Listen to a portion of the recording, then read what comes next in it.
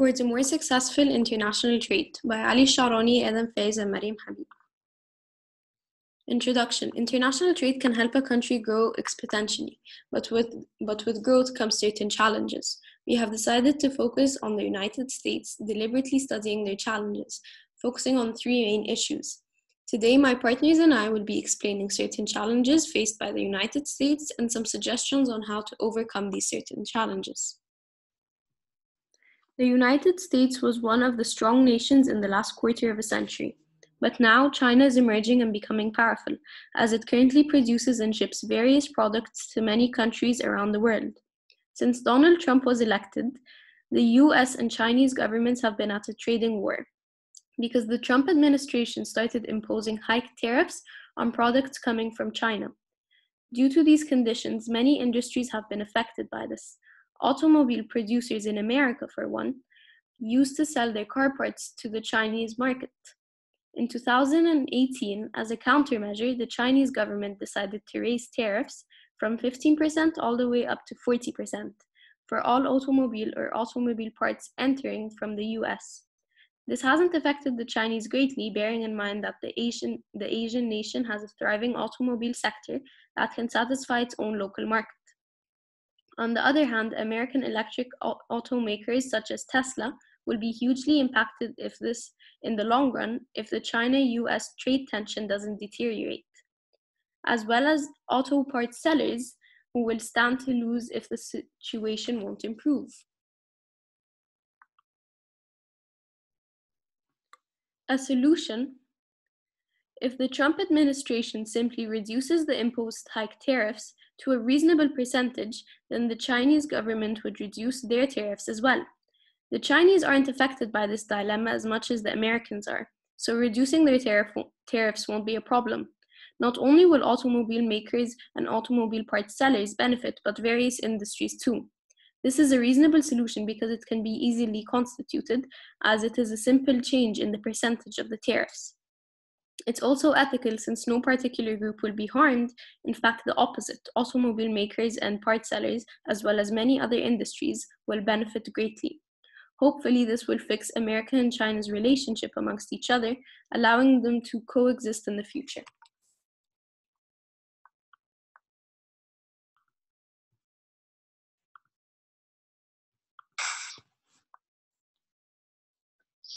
America has many local businesses, estimating to be around 19 million, all selling contrasting products, and business competition is extremely tiring.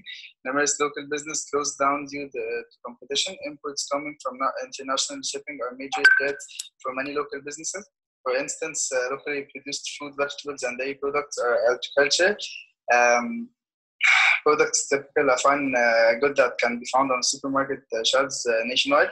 However, a new governmental decree has promoted concerns that an increasing assortment of imported goods, mainly from China, will find their way into the country's supermarket and other retail outlets in America.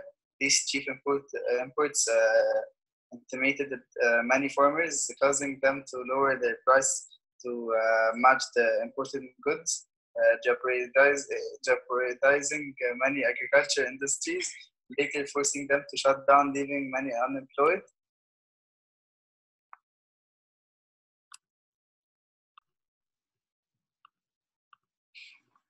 America should support local business even if they are slightly pricier, laying off the idea of importing cheaper foods from China. There is enough food being produced in America, therefore there should be no reason to buy more. Not only is this endangering many local businesses, but it is also leaving locally produced fruit, vegetables, and dairy products to rot since no one is purchasing them.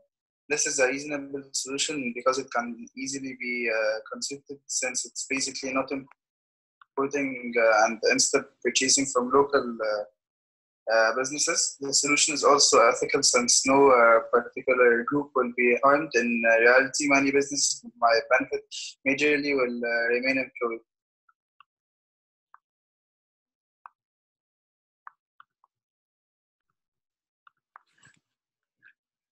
In the process of importing goods, you need to get the product from point A to point B.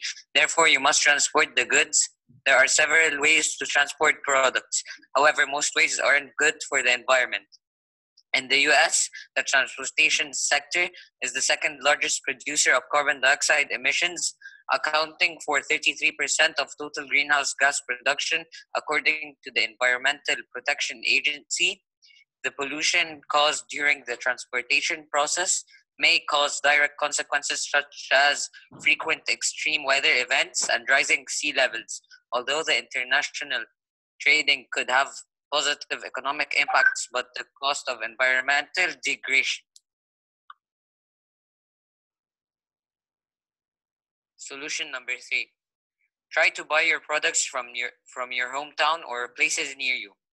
To avoid transportation, you can buy from local businesses for cheaper prices too.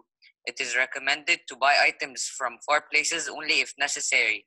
In that case, try to support some cargo shipping industries are trying to be more environmentally safe, and it is recommended to support businesses that are trying to lower their carbon footprint.